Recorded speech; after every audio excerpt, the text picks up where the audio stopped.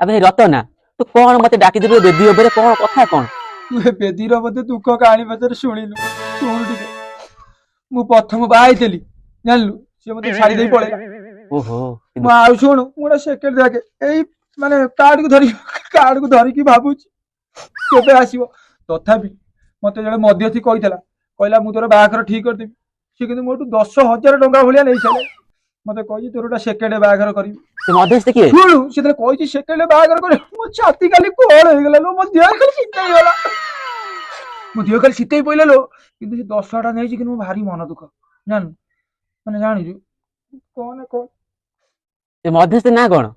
चिन्हिनु ना ना कहले सिना मु जानिबी से मथुरा मध्यस्थी जाननु अबे हे मथुरा हां रतना तो दुख को मो दुख सुन से मथुरा मोर फास्ट तो द्वितीय बार होई तो भाग्यर कथा मोर प्रथम बाहर होई पनी कोना कोना कष्ट हो 2000 टका मोठे नै मो प्रथम बाहर करि पानी आज काली कहूची तोर प्रथम बागर हैनी कोना सांग साथी भाई छुआ है प्रथम सेडे ना लिखले मोर किछि नै ना माई पहुंची